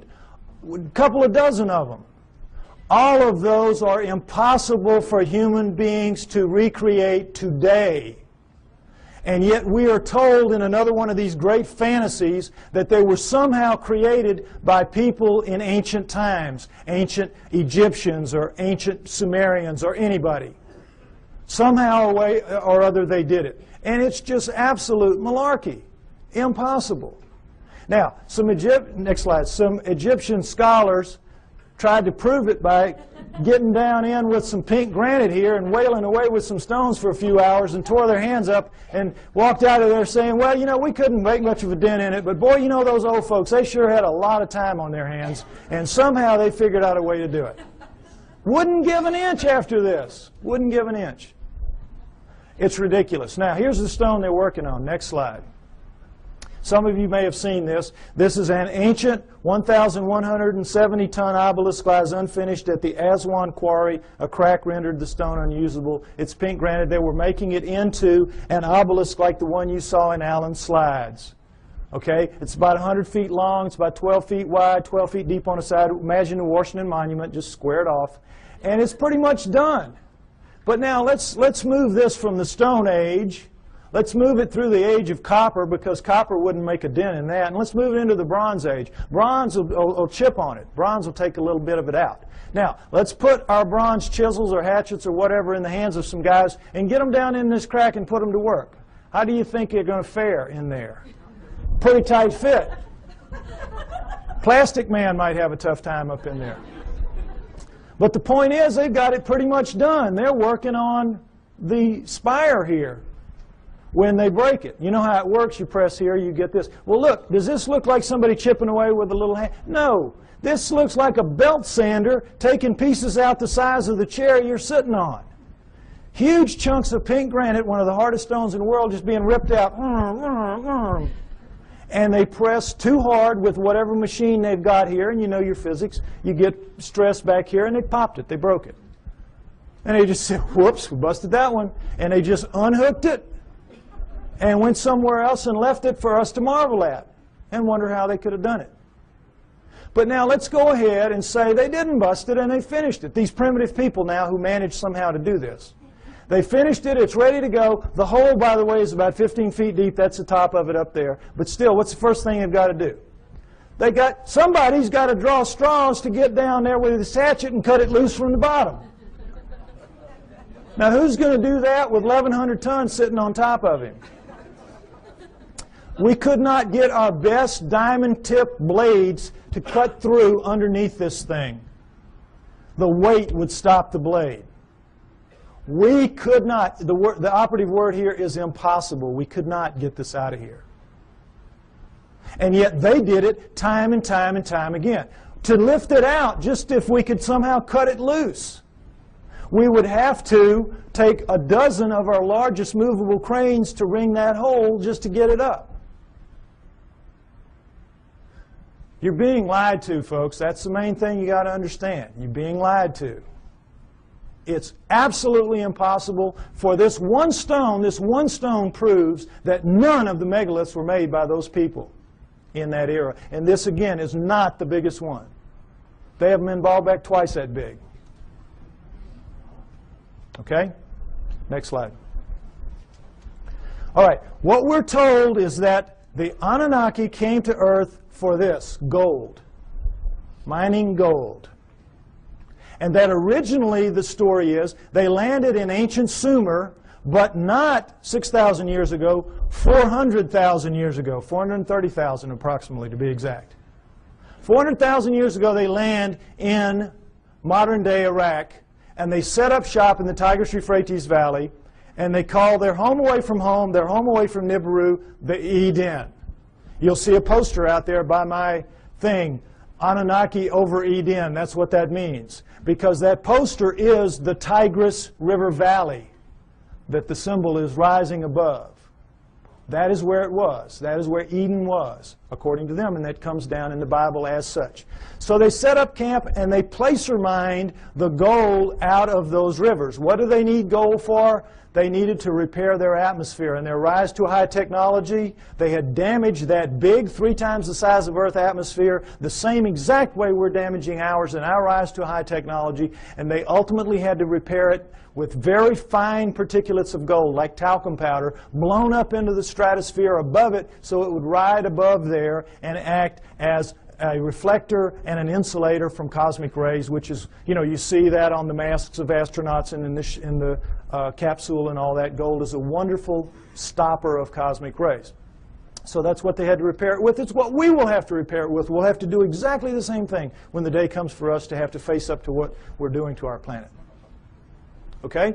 So they came, they placer mined out of the river, and all that is you put a tray in the water, you let the water sweep over, the water drops the gold into these cloth. Every few weeks you pick it up, and it's real easy. It's the way we do it now when we have the opportunity. But you tap out any stream system, ultimately, and they did. After about 150,000 years, they had tapped it out. And so they decided they were going to split themselves up and go where the mother lode of gold was on the planet Earth, which is what it is today, Southern Africa. So they divided themselves into the upper world, which remained the Eden, and the Abzu, which was the lower world, and you didn't want to go to the lower world because you had to get in the holes and dig the gold. And they didn't like it. So the Anunnaki revolted. They said, we don't want to do this. We want a slave to do this work for us. Plus, it was a hardship duty, mostly men. Why don't you make us some women while you're at it? So that's what they did. They decided to use the creatures of Earth, which would be the hominoids, and I say it would have been the Almas, the likeliest candidate. They took the creatures of Earth to get some of their genetic material to make the new slave better adapted physically to the planet than they were, but the slave would, for the most part, be like themselves. We shall make the Adamu, A-D-A-M-U, which comes down as Adam, and we shall make the Adamu in our own image, after our own likeness, which comes down word for word. And that is what they did. They made their slave inferior models of themselves. That's us, folks. That's us. We're really inferior models of the Anunnaki. And as you saw in the cylinder seal, we look like them. We look like, in their own image, after their own likeness. In all of the cylinder seals, we look just like them. We don't have the horns on our headgear. That's about it. We're them. That's why we're not adapted to this planet. That's why we're so obviously not a part of this planet. We have their bones. We don't have primate bones. We have their muscles. We don't have primate muscles. We have their skin. We don't have primate skin. We have their body pattern, their hair patterns on their body is ours. We have thickest on our front, thinnest on our back. Primates have thick on the back, thin on the front. We have their eyes, their poor night vision eyes. We have their foreheads. We have their brains. That's the key to this. We have their brains. That's why we're not like anything else on this planet. We are them. We are genetically engineered copies of them. Okay, next slide. Let's take a look at how that was done. Human body contains 100 trillion cells. There's a nucleus inside each human cell except red blood cells. Each nucleus contains 46 chromosomes arranged in 23 pairs. One chromosome of every pair is from each parent. The chromosomes are filled with tightly coiled strands of DNA. Genes are segments of DNA that contain instructions to make proteins, the building blocks of life. This is where genetic engineering takes place. Now, we're going to go over it lightly, but it's very important. I want you to understand these things that I'm going to tell you now. Okay, next slide. Don't worry about the details and how they do it. This is what they do. They can open up a cell, our genetic engineers can, our geneticists can. We can open up a cell, open up the nucleus, pull out strands of DNA, and in that strand, 98% of it will be what's called junk DNA. We don't know what it does. If it has a function, we don't know what it is. 2% will be what are called, prosaically enough, the working segments. They work. They do what they're supposed to do. They make the proteins. Now, if you cut in the junk above a working segment and in the junk below and remove it and have done the same with another strand of DNA over here, you can move anything into anything else. It can be animal into plant, plant into animal, fish into fowl. It does not matter, because all living things at the most fundamental level are exactly alike. Understand that. We're all made of the same 4 base pairs, the same 20 amino acids. Everything is the same at the most basic level. It's like it's pop beads that are interchangeable. It is almost as if somebody designed it that way so they could just mix and match the parts and make anything they wanted. Isn't it? Something to think about. Okay, but the problem with it from an engineering standpoint is this. You're not cutting with a blade. These are not precise cuts. The blade would have to be a few molecules thick. You're cutting with chemicals. Chemicals. Now, the chemicals can cut pretty accurately, but mistakes are going to happen. Something's going to ooze out where it doesn't belong. Something's going to splash over it where it doesn't belong. Mistakes are going to happen. Inevitable. We know that. We make mistakes all the time. Another problem with genetic engineering is you don't know what you're going to get when you do this. You can't predict.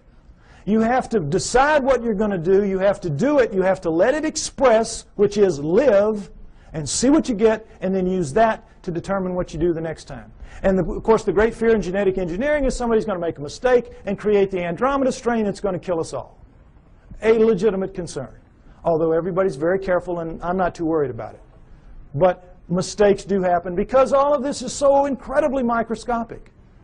It's out of the nucleus of your cells. Imagine how microscopic it is. But don't try to figure it out. I can't even figure it out. It's really complex. But they do it. Okay, understand that. Now, with that in mind, let's look at some of the proofs that I say indicate very clearly that we are, in fact, what the Sumerians say, a genetically engineered species by the Anunnaki. Next slide.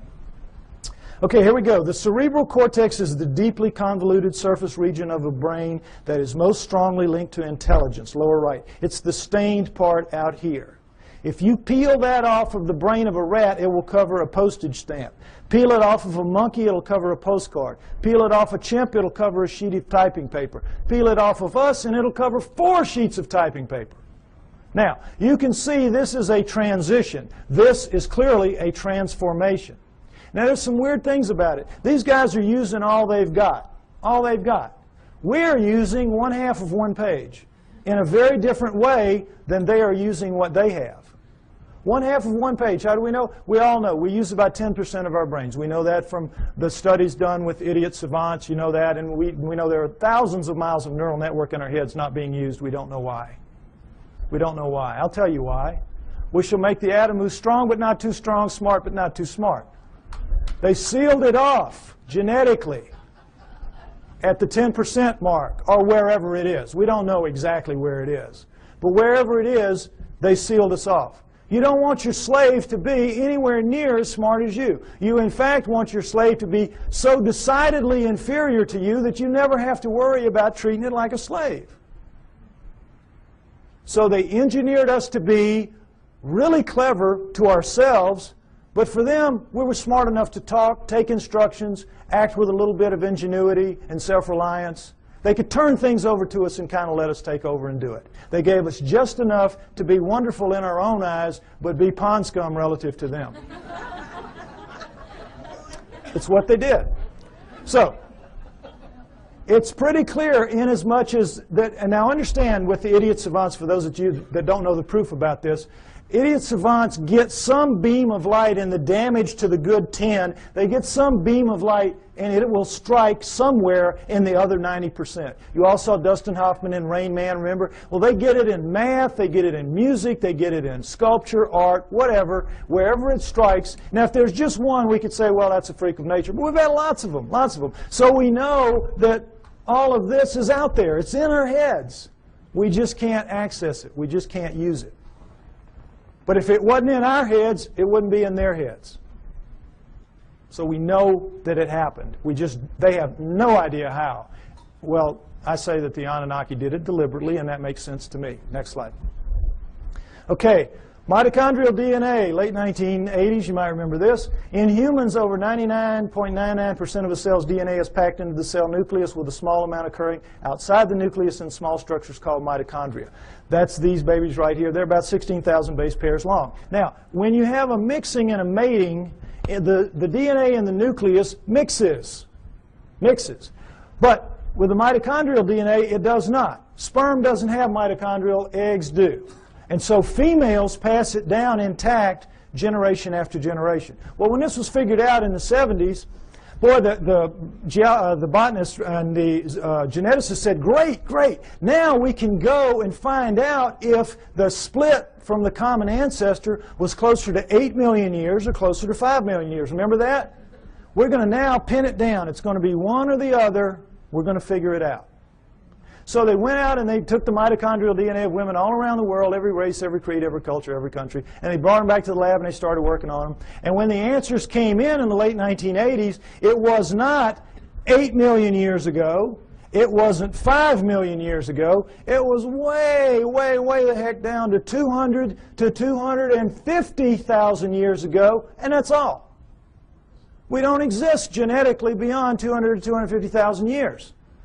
And of course, needless to say, the anthropologists said, you guys are nuts. We've got these skulls showing, these bodies showing, these prehumans showing that we go back millions of years. What's the matter with you?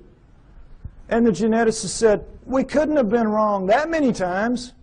Impossible. We'll do it again. And they have. They've done it. It always comes out the same. Outside 250,000 years ago. That's it. We're brand spanking new. Brand new on this planet.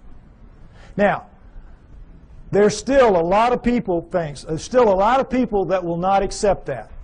A lot of people that will not accept that. But it is true, and it is becoming more and more acceptable, for as outrageous as it is. Now, not only do we know when we were created, we know where. Where? Because the oldest of us consistently kept coming in southern Africa. Next slide. And in fact, the cover of Newsweek in 1987 showed that if in fact there was an Adam and Eve, they were black. They would have to have been black.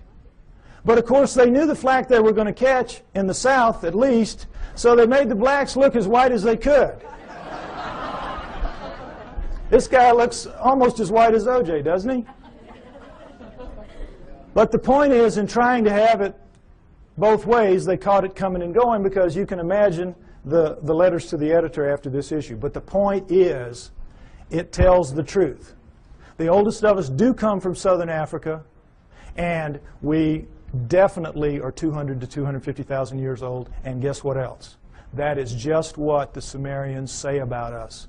That the Anunnaki created us around 200 to 250,000 years ago in southern Africa to dig their gold. What a coincidence. What a coincidence. Okay, next slide. Okay, what happens when a creature is born in the wild severely screwed up physically? What happens to it? Dies, right? Parents will kill it. They will not put that defect into the gene pool. You're looking at the great exception. You're looking at 28 of our most severe genetic defects, but we have 4,000 and counting. 4,000 and counting. Now, we're only 200, 250,000 years old. We shouldn't have one. We've got 4,000 and counting. How did it happen? Cutting and splicing process mistakes. Cutting and splicing, oops, made a mistake. Cutting, splicing, oops, made a mistake. They don't care. They're making a slave. They're not going to fix the mistakes. What do they care if it's 1 in 100 dies from the problems? If it's 1 in 10, they don't care. They're making a mistake. I mean, they're making a slave. But they know the numbers, like we have found out the hard way. If you let the population propagate naturally, those numbers go way down for each person. Right now, as we sit here, we average about 50 of the 4,000, each of us. And we have a mating with our mate. If we share any of those 50, then each of our offspring will have a 1 in 4 chance of expressing it. That's why you'll get mongoloids in the best of families, mongoloids in the lowest of families, and all around the world. And that's what genetic defects are. In the wild, you will get 2-headed calves and 6-legged goats. That's a sperm-egg misconnect. That's not something that you see steadily on and on. A little gem like spina bifida, which is not going to let you live to adulthood, nor is it going to let you reproduce if you do. What's that doing in a gene pool? It was all put there, folks. Put there. No question. Next slide. Okay, here we go with the chromosome match. It's kind of hard to see, comparison rather. Humans, chimpanzees, gorillas, and orangutans right here. And you see how similar they are. And as we know that between humans and chimpanzees, there's 99% similarity in the DNA and 98% with gorillas. And it's like, oh, well, then that we're just kissing cousins. That's as close as you can be. We're almost the same thing. Well, not really. Because we're talking about a 3 billion base pair genome. 1%, that's 30 million base pairs. That's a couple thousand strands of DNA. If you know what you're doing, that's a lot of change. But also understand that all higher animals, and never say this, share 50% and up. Squirrel, 50% and up. You see, so it isn't quite as astounding as it seems. But what we're looking at here is the Anunnaki have got themselves a real problem. And that problem is this. They come to Earth and they decide they're going to make the slave. They decide we're going to use this creature of Earth, let's say it was an Alma. They test the blood, and what do they find? First thing, big problem, 48 chromosomes. All primates have 48 chromosomes. But they, the Anunnaki, have only 46 chromosomes. How do we know that? Because we have 46 chromosomes. We descend from primates, and yet somehow we lose 2 whole chromosomes. That's an awful lot of DNA. And somehow we're so much better than them. Well, they have 68 or something like that relative to them. But we don't. We have 46. So we know this was the result of the genetic engineering, and they had a problem, the Anunnaki did. What could they do? They had to, you know, how it works. There's 24 in sperm and egg, 23 sperm and egg. So you got to get the sperm and the egg to match up, one or the other, 23 or 24. Can you take out a chromosome from the creature of Earth, the 24, and still have a creature of Earth? No. Can you add a chromosome to yourself and still have an Anunnaki? Go up to 24 from 23? No. You got a real problem. It's an insoluble problem. And you need that because you got to get the first hybrid to get in the game of the genetic engineering. You got to get something alive that is a blending of you two to begin to work on it. So what can you do? How can you solve that problem? There's only one way, and boy, is it smart. You go in and you look and you compare the chromosomes, and you find 2 that can be fused and will take up one space but maintain the integrity of all the chromosomal material. You find a spot where you can fuse 2 to make 1, and now you've got all the material but taken up one place, and now you're ready to rock and roll. You with me? All right, let's look at the number 2 chromosome close up. They just went to the second one. They just looked down the row and they said, okay, this will work. Orangutan, 2 and 3. Gorilla, 2 and 3. Chimp, 2 and 3. Human. Uh-oh. Fusion. How long do you think it would take Mother Nature to do this? There's no clearer proof that we're genetically engineered just like they say we are. Next slide. And so, I think it's fair to say that everything we know is wrong, at least about human origins, that we were given life by the gods with a small g through the equivalent of a test tube, and that originally we were the hair-covered hominoids, and that our humanity emerged from that. Now, this is where I normally end it, and they tell me I'm running out of time, so I want to get to the new thing that I want to share with you. Oh, no, where did I? Oh, here it is.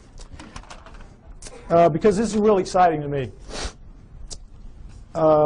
On the 12th of this month, which was just recently, I received an email from a person who wants to remain anonymous.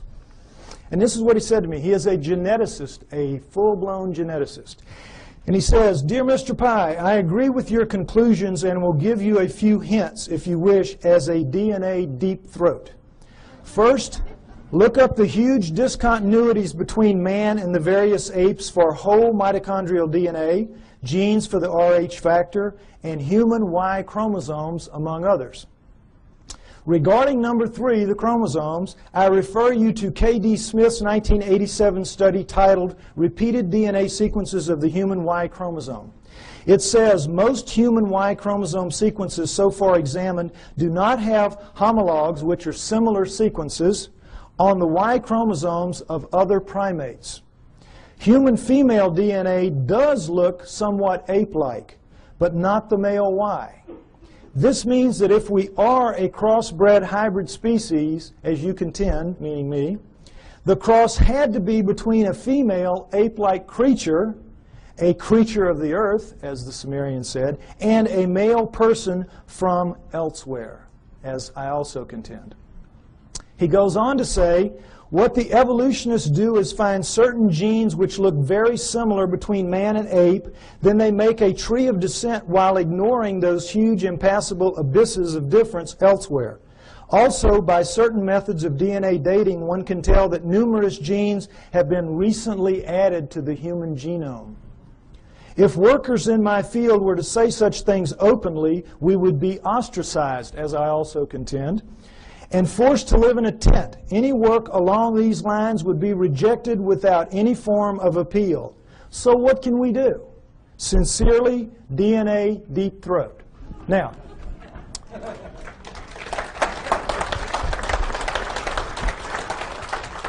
what this means, thank you, what this means is we win. We win. Because where one of these came from, more of these are going to come. As my profile rises higher, and I think, frankly, that I'm the only person out here pushing this genetic stuff that you're seeing like this, more of these are going to come my way. We're going to win. You've seen the evidence. Now, right now, we're getting our brains kicked out. We are getting our brains kicked out. That's why we're called the fringe. And the reason is we keep mounting these frontal attacks on the establishments. And every film that we produce, every photograph, every sighting, every testimony, every capture, every encounter that we have, and we throw at them with the best intentions. Our word is truth, is it not? Our word is, it's true. It's true. And their word is what? Liar. Liar. They dress it up. They say, well, you don't know what you're talking about. You don't know what you're seeing. You made a mistake. It was swamp gas, whatever. They're basically standing there and saying, you're just a bunch of liars. We're right and you're wrong. And because it is our word against their word, our word truth, their word liar, their word wins. Day in, day out, year after year. It's very frustrating, is it not? Boy, it just annoys the heck out of me. But what this means is we're going to win in the end. Why? Because the genes say so. The genes back us up. And right now, this is not a field that you're very familiar with. And I've worked very hard to make this very simplistic so you could understand at least the fundamentals, and it's the same in my book. You need to be aware of this is because this is the back door, kids. This is the back. We're not going to storm them from the front. We've been doing it for years. They know how to deal with us. Our word against them, we're going to lose. But in this instance, the genetic end of it, what is it? It's their word against them. It's their research against them. They're going to lose. We're going to beat them with the genetic evidence. We got to beat them. We will beat them. We know we're right. We know they're wrong. They know they're wrong. They know they're wrong. We just have to get mentally tough and accept that this is a war. This is a fight. This is not, gentlemen, Marquis de Queensberry rules. This is a dog fight. This is a knife fight. And you all have got to get out there and proselytize. You have to familiarize yourself with these basics at least. And instead of throwing things at them that are going to bounce off like BBs off a barn door, you got to start throwing some darts. This stuff will do it. This will do it. We can win. We're going to win. Thank you.